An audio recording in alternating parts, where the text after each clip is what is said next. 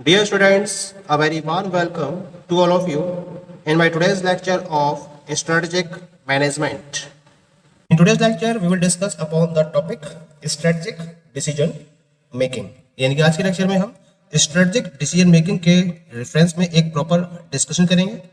एक तो होता है हमारा नॉर्मल डिसीजन मेकिंग, जिसमें एक प्रॉब्लम होती है, उसको प्रॉब्लम को हमने प्रॉपरली एवेल्युएट किया, उसके हमने डिफरेंट टाइप के ऑप्शंस को सेलेक्ट किया, फिर ऑप्शंस को फाइंड आउट करने के बाद हमने उनको प्रॉपरली कुछ पैरामीटर्स के बेसिस पर एवेल्युएट किया।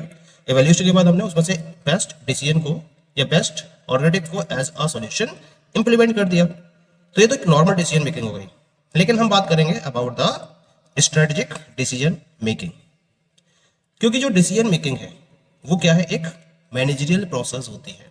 क्योंकि डिसीजन मेकिंग मोस्टली क्या होता है, मैनेजर्स के द्वारा फॉलो की जाती है विद इन द ऑर्गेनाइजेशन, चाहे वो टॉप लेवल मैनेजर्स हैं, चाहे वो मिडिल लेवल मैनेजर्स हैं, या भले ही लोअर लेवल मैनेजर्स हैं। The manager is following a managerial process and decision making is a managerial process and function of choosing a particular course of action out of several alternative courses for the purpose of accomplishment of the organizational goals। जैसे हम अभी discuss कर रहे थे इसके बारे में कि डिसीजन मेकिंग को हम एक मैनेजरियल प्रोसेस के तौर पर ट्रीट करते हैं, जहां एक ऑर्गेनाइजेशन के गोल को अकम्प्लिश करने के पॉइंट ऑफ व्यू से हम several alternative courses of actions को कंसीडर करते हैं और फिर उनमें से एक जो best alternative course of actions में से जो बेस्ट कोर्स ऑफ एक्शन है उसको इंप्लीमेंट करते हुए हम ऑर्गेनाइजेशन के गोल को अकम्प्लिश करते हैं। डिसीजंस में relate to general day to day operations, they may be major और minor, they may also be strategic in nature. Strategic decisions are different in nature than all other decisions which are taken at various levels of the organisation. अब जब हम decisions की बात करते हैं तो ये डिसीजंस जनरल भी हो सकते हैं, जो डे टू डे ऑपरेशन से बिलोंग करते हैं, या स्पेसिफिक भी हो सकते हैं, ये मेजर भी हो सकते हैं या माइनर वन भी हो सकते हैं। इसके साथ साथ ये स्ट्रेटेजिक भी हो सकते हैं नेचर में, और जो स्ट्रेटेजिक डिसीजंस होते हैं वो बाकी और डिसीजंस के कंपैरिजन में बिल्कुल ही डिफरेंट होते हैं। हम ऑर्गेनाइजेशन के अंदर वेरियस लेवल्स पर जो डिसीजंस फॉलो करते हैं, अगर उन डिसीजन से मैं स्ट्रेटेजिक डिसीजन को कंपेयर करूं तो these are very different from those of the decisions at various levels of the organization। क्यों डिफरेंट होते हैं? क्योंकि जब हम स्ट्रेटेजिक डिसीजन मेकिंग की बात करते हैं then it can help you analyze what you need, what you want to achieve and how you want to achieve it। It is about evaluating the pros and cons of a situation and developing a step-wise approach to realize your goals। तो ये difference है strategic decision making का other decision making से, क्योंकि strategic decision making में आप क्या करते हो, ये एनालाइज करते हो आपको क्या चाहिए, आप की वांट क्या है, क्या अचीव करना चाहते हो और उसको आप किस तरीके से अचीव करते हो, इसको एनालाइज किया जाता है।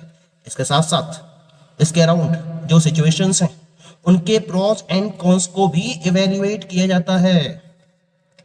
इसके बाद जब प्रोस एंड कॉन्स जो सिचुएशंस हैं उनके रेफरेंस में प्रोस एंड कॉन्स को हमने इवेल्युएट कर लिया है, इवेल्युएशन के बाद आप एक स्टेप वाइज अप्रोच को डेवलप करते हो जिससे कि आप अपने गोल्स को प्रॉपर्ली रियलाइज कर सको। तो हम इसे स्ट्रेटेजिक डिसीजन मेकिंग में इंक्लूड करते हैं।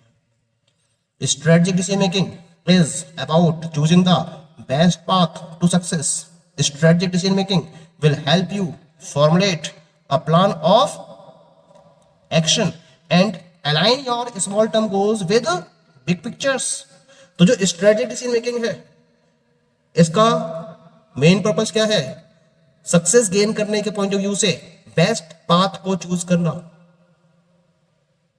इसके साथ साथ एक एक्शन प्लान को फॉर्मुलेट करने के लिए भी आप स्ट्रेटेजिक डिसीजन मेकिंग का यूज करते हो, और ये जो आप एक्शन प्लान फॉर्मुलेट करते हो इसमें जो स्मॉल टर्म गोल्स हैं उनको बिग गोल्स के साथ में इस तरीके से अरेंज किया जाता है कि कंप्लीट ऑर्गेनाइजेशनल गोल्स को अचीव किया जा सके। तो हम इस टाइप की डिसीजन मेकिंग को स्ट्रेटेजिक डिसीजन मेकिंग का नाम देते हैं।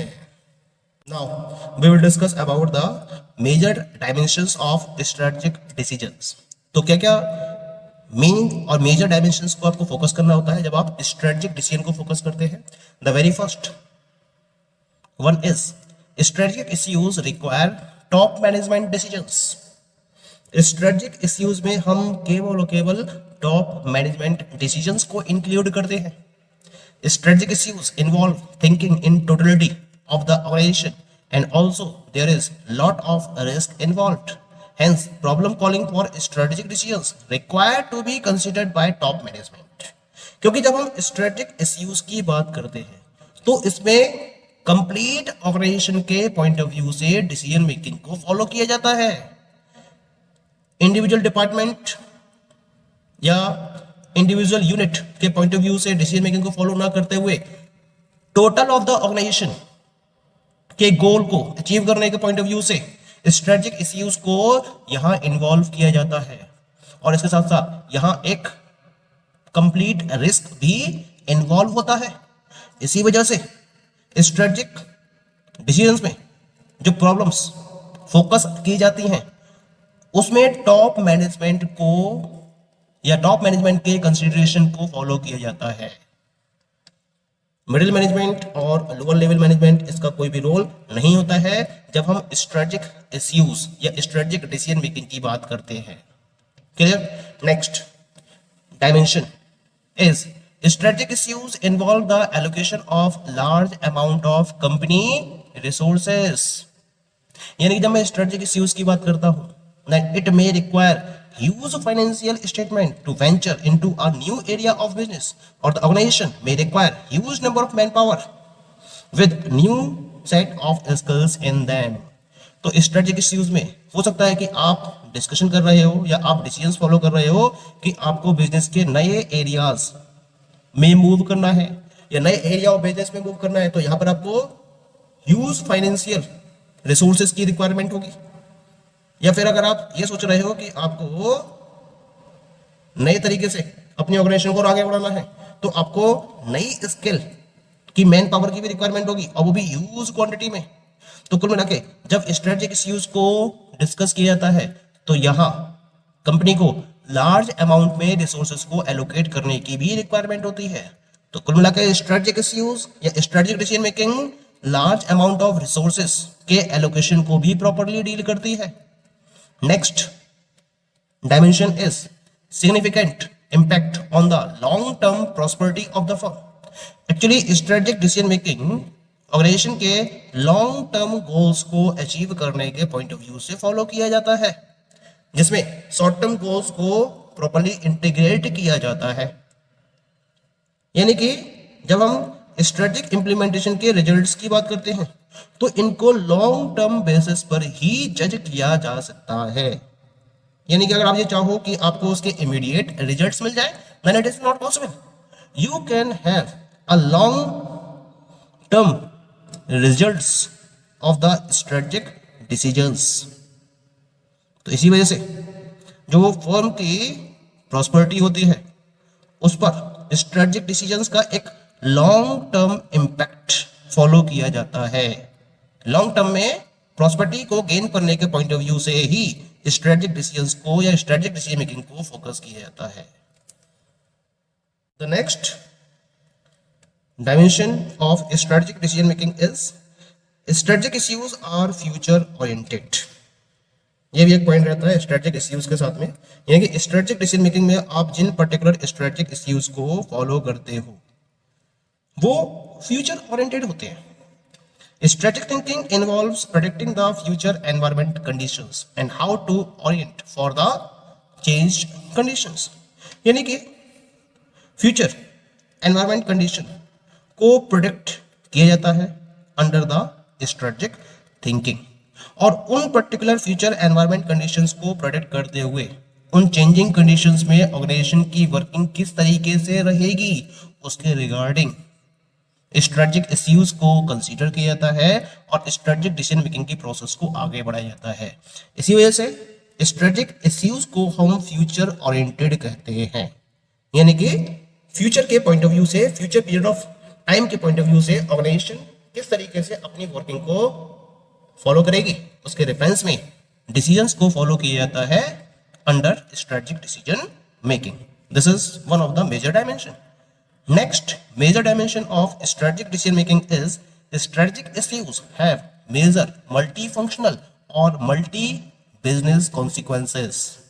तो किसी एक सिंगल फंक्शन या सिंगल बिजनेस को ध्यान में रखते हुए स्ट्रेटेजिक इश्यूज को कंसीडर नहीं किया जाता है, बल्कि ऑर्गेनाइजेशन के पॉइंट ऑफ व्यू से टोटलिटी के कॉन्सेप्ट को फोकस करते हुए स्ट्रेटेजिक इश्यूज को कंसीडर कर किया जाता है, जिसमें ऑर्गेनाइजेशन के डिफरेंट सेक्शंस को कंसीडर किया जाता है जो वेरिंग डिग्री के साथ में अवेलेबल है, यानी कि जो उनकी इफेक्ट या अफेक्टिंग डिग्री है वो वेरी तो कर सकती है, लेकिन उस वेरिएशन को फोकस करते हुए ऑर्गेनाइजेशन के पॉइंट ऑफ व्यू से टोटलिटी के कॉन्सेप्ट के बेसिस पर डिसीजंस को या स्ट्रेटेजिक इश्यूज को कंसीडर किया जाता है. तो इसी वजह से जो स्ट्रेटेजिक इश्यूज है वो मल्टी फंक्शनल भी है और मल्टी बिजनेस कॉन्सिक्वेंसेस को फॉलो करते हैं. किसी एक फंक्शन के पॉइंट ऑफ व्यू से स्ट्रेटेजिक इश्यूज को कंसीडर नहीं किया जाता है, बल्कि टोटल ऑर्गेनाइजेशन के पॉइंट ऑफ व्यू से, टोटल ऑर्गेनाइजेशन के गोल्स को अचीव करने के पॉइंट ऑफ व्यू से स्ट्रेटेजिक इश्यूज को फोकस किया जाता है. That is clear. And the last major dimension of strategic decision making is strategic issues नेसेसिटेट consideration of factors informs external environment. Strategic focus in organization involves orienting its internal environment to the changes of external environment. ये कुल मिला के जब आप strategic issues को focus करते हो तो क्या करता है, जो स्ट्रेटेजिक फोकस होता है वो ऑर्गेनाइजेशन के इंटरनल एनवायरनमेंट को एक्सटर्नल एनवायरनमेंट के चेंजेस के साथ में कनेक्ट करता है.